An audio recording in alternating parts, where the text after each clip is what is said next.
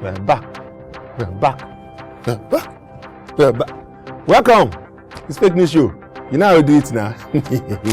It's me, your host, Frank Donga. And on this episode of Fake News, we have something very important to discuss. But you already know this show. This is where we discuss fake news or misinformation and disinformation, how to identify it, how to avoid it, how to spot it, how to report it, and everything like that around fake news. That's what we do on this show. This particular episode, we're going to be looking at fake news and its threats to our democracy and electoral system. How does fake news threaten democracy? That's what we're here to discuss. Fasten your seatbelt as usual and join us on this ride. We'll be right back after this break.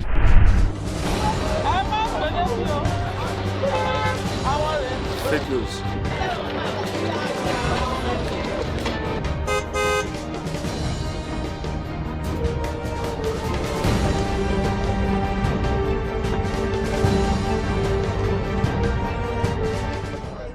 Welcome back.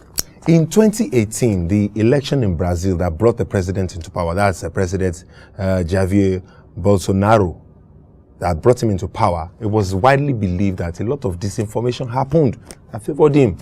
And then most of this information happened on WhatsApp, to discredit his opponents.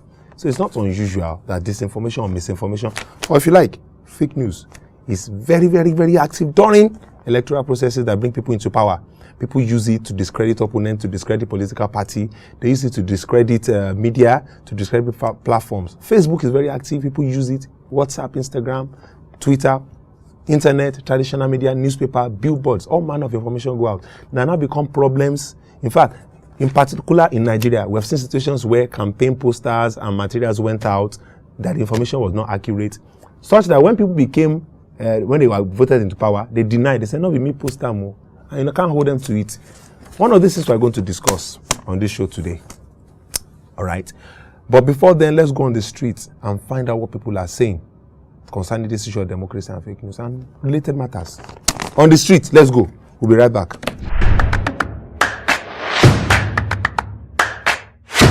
If you are in ignorance of a certain message, you are bound to believe everything entirely.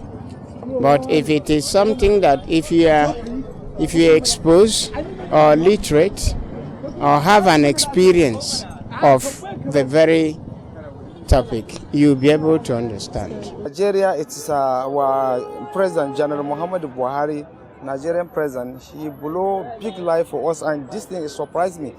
Say he will bring security, electricity, all these things. I don't see anyone is working. That's a big lie for my life. Our government are even the one giving us fake news than even the individual. For example, many occasions our government will come up to the air and they say that they have defeated Boko Haram. The next day you will see Boko Haram striking again. And so that is a fake news. That is what I know about fake news. Because what they were telling us is not what we are seeing. That is fake news. That's how we can identify fake news. Welcome back from the streets. What do you think? You think the same thing? You hear what people are saying now on the streets. What do you think about it? What are your thoughts on that issue? What are you saying about it? Share your thoughts with us. You want to share your thoughts with us? Send us a message. Tag us at CDD West Africa on Twitter and Instagram. Or just use the hashtag #StopFakeNews or hashtag Fake News Show. Okay, fine. You can even tag me at FrankDonga_. I will answer you. We are on Fake News Show and we're discussing issues around fake news and democracy and elections. You see, WhatsApp is one of the platforms or social media that a lot of Africans use. In over 40 countries in Africa, WhatsApp is very active. Number one on the list for communication. You know those WhatsApp groups now, family WhatsApp group, religious group WhatsApp group, old school students WhatsApp group, landlords association and tenants WhatsApp group, professional WhatsApp group, every kind of WhatsApp group. They send you messages, your battery they die anyhow, your data they chop anyhow. WhatsApp is highly used by our parents. All those WhatsApp parents, some WhatsApp. So people, grandparents have on WhatsApp.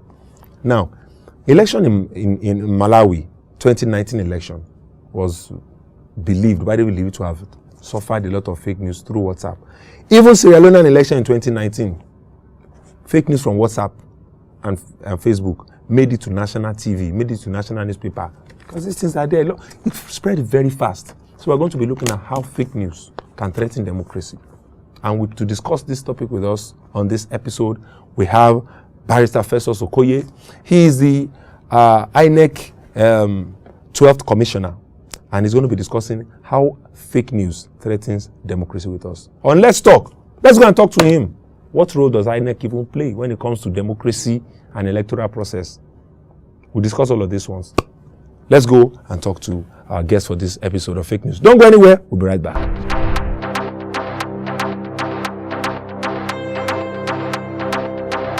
Ladies and gentlemen, it's still Fake News Show, and on this segment of Let's Talk, you know how we do it. We always bring important personalities, like we promise every time, to talk on this kajad matter where they run so. On this particular one, I have a special person, no other person but the 12th Commissioner for INEC. Now he is to do with us, no other person but Barrister Festus Okoye. He's a human rights lawyer. He's a law expert. He's also a constitutional. In fact, go scatter English, man, look paper. Constitutional and electoral law expert. That one suits my belly because he get question when I want puncture. We say, I know it's there. Welcome very much, sir. Thank you for joining us on the show. Thank you so much. It's good to see you live in the studio. Anytime we have INEC, it's already during election. And things are happening.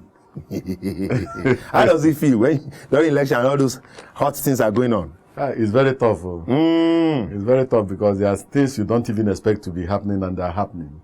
And then you'll be managing election from 36 states and the Federal Capital Territory. And then sometimes you see something going wrong. And you go there telephone 24 hours trying to manage the situation. So during election, it's not an easy job. But straight up, yeah.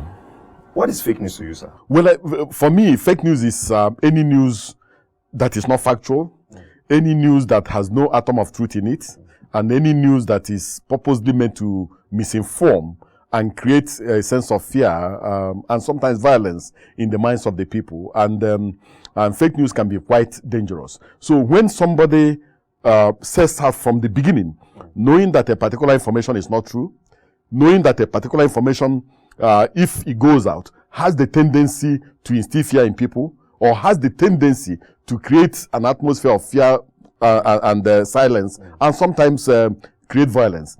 That means that the person has set out to engage in disinformation purposely to create a sense of fear, create a sense of violence, and sometimes fake news may lead to breakdown of law and order. So for me, that is really fake news. So the elements are: one, that the information must be false. Two, the provider of that particular information knows that it is false and still goes ahead to give it out, knowing that that information, if it goes out, has the intended consequence of creating fear or creating silence in some people, or even leading to breakdown of law and order. You have captured a long thing, though, that he has even captured some of my questions. With this thing you have said now, do you think it's only citizens, maybe people on social media, that are guilty of fake news now? Or maybe anybody, even government official, maybe even government itself, anybody can fall victim of sending fake news? In fact, even during the olden days, a town crier can be a provider of fake news. And you can also have fake news on the pages of newspapers, on radio and television. Wow. You can have fake news. So fake news is not strictly restricted to the social media. Okay. But the coming of the social media has given fake news some boost, some impetus, and a wider reach. Because somebody can just tweet, and then another person will rebroadcast, another person will resend, and so on and so forth, and it reaches a large number of people, and then it can create all sorts of anxiety and fear in the minds of people. But since you are talking about social media now, I mean, do you think social media enhances what you do in INEC? Does it help you in any form to gather information, to disseminate it? Is it useful for you? Yes. Positively, I can say that the social media is useful because you can get out information to a large number of people quickly. Okay. And people can tweet a particular information, and it can trend all over the world. Okay. So I think social media is a very, very powerful instrument in the hands of people for positive and for negative things. When it becomes negative, it can be really negative, and when it's positive, it can really enhance information dissemination all over the world. Has your institution ever experienced any situation of fake news? I mean, where there are stories about you or your institution, or your result, or your conduct, or your performance, or your integrity that you think was fake? we they face that problem almost all the time. Yeah, but I drop one or two instances. There was one time where INEC chairman go deliver lecture. Okay. When we finish, the next thing we had was that INEC is about to establish polling units in Chad and in Niger. Okay. And for you to say that INEC is going to establish polling unit in Chad and Niger, the implication is that you want to rig election, because the number of polling units we have in Nigeria are already known. And you can only vote in the parameters of the Federal Republic of Nigeria. Somebody in Niger cannot vote, somebody in Chad cannot vote, somebody in the US cannot vote, because we don't yet have diaspora voting. So to go and say that INEC is about to establish polling unit in Chad and in Niger presupposes that the commission wants to assist a particular political party to use Chadians to rig election. Meanwhile, it's not true. INEC never rigs election. We know they rig election. Now, other people, they try to compromise the thing we do. Okay. And we know they As in from inside, I be from outside. Sometimes the thing they mostly from outside, but sometimes they get internal collaborators for inside. They catch them. When we catch them, we dismiss them. When we catch them, we prosecute them. We don't prosecute before. Make you go check them out. Now you go see the number of people that have been prosecuted. In fact, there was a time we interdicted hundreds of our staff, and the EFCC is also still prosecuting some of them. So you catch them as they run things. You catch them and you prosecute them. We catch them and hand them over to the police. Yes, and they follow up the case and with the follow up. Nobody say they cover around midway. Say, we know they cover anything. In the moment they don't catch you, we catch you. We don't catch you. This one when you talk of voting in diaspora voting, and I was checking the news a few days ago, and they said Senator INEC say we're not ripe for I want reason that matter, but now I want to just take because you want to plenty things. My head just a born man just cool down because we need to go on a short break now. Very well. Guys, it's still Fake News Show. We've been talking on Let's Talk segment to the INEC Commissioner, Barrister Festus Okoye. We'll be right back after the short break. Not go anywhere. It's still the hot for you. Wait. 1, 2, 3. Now I can send these stories to my brother. He must share it with my mother. What are you sending to your aged mother? Come and read. I found these stories on the internet. Wait, did you verify these stories to be sure they are facts? Verify? Why? Have you not heard that it is important for you to always verify stories by doing these 5 before sharing them? 5 things? That's too much for just one story. First, check the headline if it's sensational. Check the news sites that published it to ensure it's credible. You double check to make sure the same piece has been published by other credible media organizations. Oh, really? Yes, check the dates the story was published, and finally, seek experts' opinion and possibly advice on the report. Wow. I'll quickly verify these by checking the headline, date, source, and seek experts' opinion before I forward them to my brother and mother. This message is brought to you by the Center for Democracy and Development, CDD. You should only share information from credible sources. Welcome back. It's Fake News Show, and on this segment of Let's Talk, I've been talking to the 12th Commissioner for INEC in Nigeria. He's a lawyer and a human rights activist, funny enough, So, let me say, he's a human rights activist, so Barrister Festus Okoye. Thank you for joining us. Thank you so much. Before that break, we were talking about, because we don't want to establish and say, INEC, not the, understand? We know they do that. So now fake news, say, you the rig election, all those things. We know the rig election, now fake news. Okay, but you don't already clear and say, if you catch people, your staff. If we catch anybody, we want to do bad thing, or we want to join politicians to do bad thing, we they hand the person over to police. Because I know, say people para, this Osun election, especially, you pay people para for Osun, say, and your person don't win. All of a sudden, you say, now it's just go kind election, just join this one. That thing will happen. The mathematics will happen for the confused people. Now the mathematics where they call margin of lead. If you dey inside, you go sabi waiting, then they call margin of lead. If you know they inside, the thing will confuse you. But margin of lead, no be fake news. Margin of lead is part of our processes and procedures. I drop one quick thing. Because when I was talking to the director of voter education and publicity, he was here on the show. And I think we slightly discussed something about if 2 people are contesting or more, and one person is disqualified, the remaining, it gets something when I want wrong. No. So if 10 people were registered in the polling unit, and on the day of election, 20 people voted. You deal with the people that voted, not with the number of people that registered and that were accredited. Is that true? No, the way the thing they run be like this. Clear me, sir. if for a polling unit, 20 people register, Okay. maybe out of those 20 people will register, 5 don't die. Okay. And 1 no well, he no come vote. So waiting with they do be say, the number of people will register there for voters register. Yes. Then on the election day, Okay. the number of people will turn up that day, Okay. they call them accredited voters. Voters. Yeah? Then somebody fit accredit, Okay. enter the place where they vote. You say all these people now, their face look like faces of armed robbers. Okay. I no go even vote for any of them. You go just fold the thing, After come put inside ballot paper. So when we finish, we go say, how many people do accreditation? Okay. We go record them. How many people vote for this political party? We go record them. Of all the people we vote, is there any paper when person will no vote for anybody? If the person no vote for anybody, we separate that one, say invalid ballot.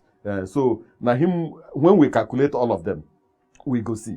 But if na 20 people them there for voters register, and at the end of the day, na 30 people come vote, we call them overvoting. So we go cancel the result of that polling unit. All these accusations that maybe in some parts of the country, a lot of underage people were registered at a particular election period, maybe the 2019 election. How do you deal with that issue? Is it true, first of all? How do you know if it is true or not? Then how do you want to deal with it? Because these accusations never go away.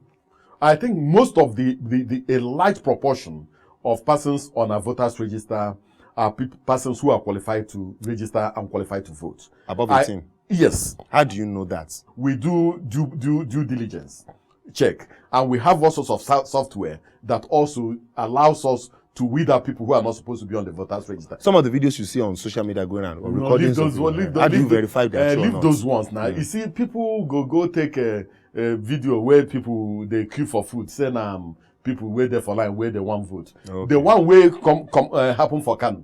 We sent 2 national commissioners to go check. They had public hearings only for us to find out that even the video was not that was trending was a video of a local government election that had nothing to do with the Independent National Electoral Commission. But I want to acknowledge that it is true that once in a while, persons who are not qualified to register get into the voters register.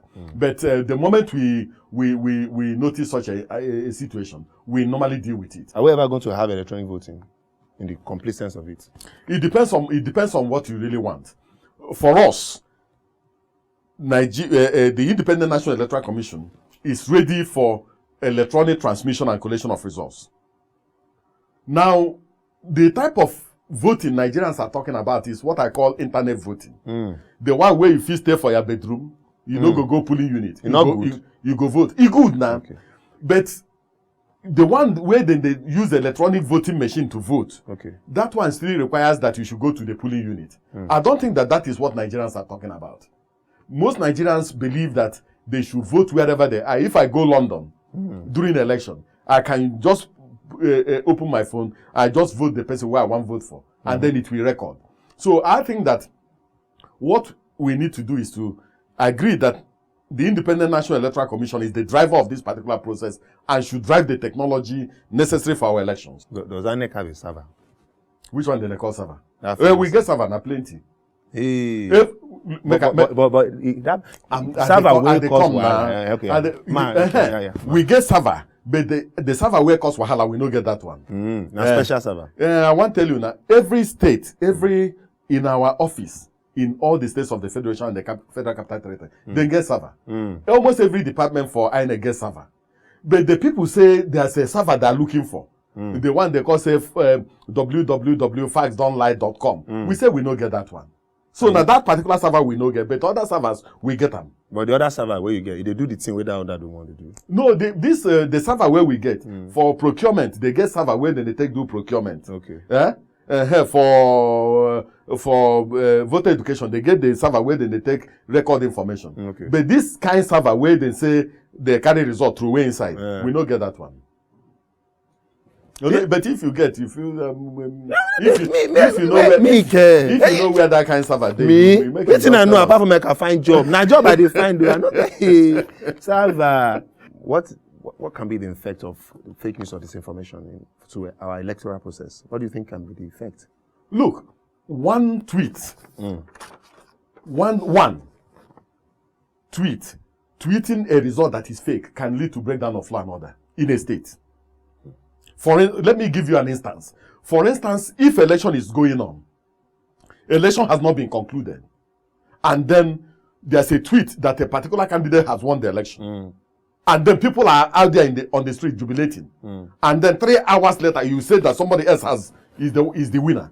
It can lead to breakdown of law and order. What is your institution doing, INEC, and maybe affiliated bodies, in informing and educating people about communication or fake news or misinformation, especially for politics or governance during elections? We need to work harder.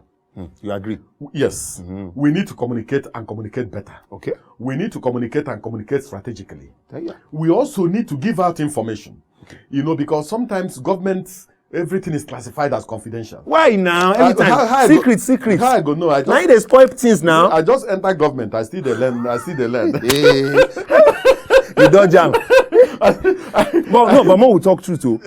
Too many secret things in governance. I don't know. These are the issues. The head of a country is traveling somewhere, maybe he gets slight fever. Nobody they know. We are already leaving the gap for fake news and stuff. Ladies and gentlemen, that was the INEC commissioner, the 12th INEC commissioner for Nigeria, Barrister Festus Okoye. He's been with us on the show, and a lot has been said. My drink water on top 18 talk. After this break, we'll continue on Fake News Show. Not go anywhere. We're full ground.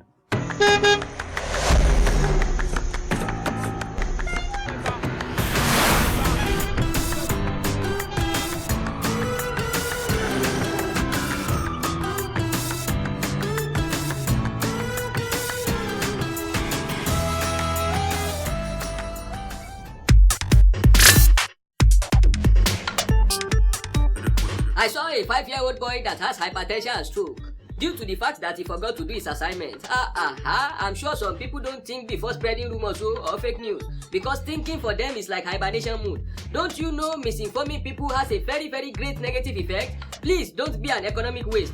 Don't be that person that forgot to pay his or her brain bills. Don't use your mouth that is shapeless like a concave polygon to spread fake news up and down. Verify from reliable sources before you say anything. Be double sure. Don't be that person with a brain that is on vacation. Say no to misinformation, rumors, and stop spreading fake news. So, we don't hear. If you're just joining us, this is Fake News, and I'm your host, Frank Donga. We just spoke with the 12th National INEC Commissioner, Barrister Festus Okoye, discussing fake news or misinformation and disinformation and how it affects democracy and the electoral process. We asked him a lot of questions, and he has enlightened us in certain things. If authorities, if INEC itself will put information out, timely information and accurate information out, a lot of these things we are discussing, there won't be necessity of carrying news that is fake. I think people in authority too have heard what Barrister Okoye said. People in authority, people in position of power, when there's not so much secrecy around what you do, nobody must know what you are doing. It breeds fake news and suspicion. And if the led too, the followers, more they verify information before we carry on. Freedom of Information Bill is there. FOI Bill is there. Freedom of Information Bill. You have a right as a journalist, as a citizen, to ask for information from your leaders. It never go work. No, they answer anybody. You know as they do now. More will try and first before we carry fake news and carry rumor and carry disinformation and misinformation. Have you done your bits? Then you can cry out if they no great answer. You give you information. All right. On this episode of Fake News Show, thank you for being with us. This program is an initiative of CDD West Africa, Center for Democracy and Development West Africa, with the support of USAID and NDI. We thank you for joining us. But before we go, we still have some more hot gist for you, because we're going to debunk a few materials of fake news. You thought it was true, eh?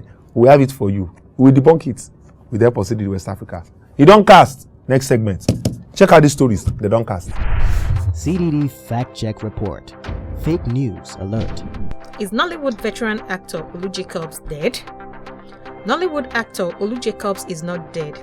It was a rumor peddled by bloggers and social media users involved in promoting fake news to drive traffic to their blogs. CDD urges members of the public to always verify information before sharing them. CDD Fact Check Report. Fake News Alert. Did Atiku promise Nigerians 10,000 weekly to stay at home during the COVID-19 lockdown? fact checkers at the CDD can confirm that the former Vice President Atiku Abubakar did not promise to share 10,000 naira weekly to Nigerians to stay at home. This is a scam. Don't click on the link. Criminals are using this opportunity to get your personal information or details to defraud you financially. Now, so it be, sometimes you think the stories are true, bam, you realize they may be true. That's why you have to check. Shine your eye. You have to check. They forward the message to you, read them, confirm for 1 or 2 sources. Check online sources. Fact check. There are fact checking sites, and that's why we shout every day. We say it. Tips on how to fact check, tips on how to verify information. You can run Google reverse image search on Google, check if it's photoshopped. All this information will give you on this fake news show. How to fact check, how to make sure that authentic information is what you are spreading on fake news show. But thank you for joining us on this episode of Fake News Show. On behalf of the entire team and the crew, we appreciate you. We want to encourage you to join in the campaign. Stop spreading fake news. Tell us what you think. Send us a message at CDD West Africa on Twitter and Instagram. Tag us. Share your thoughts using the hashtag #StopFakeNews or hashtag Fake News Show. You can even tag me at @FrankDonga_. Thank you for watching. We'll see you next time on Fake News Show. Keep it real. Don't spread fake news.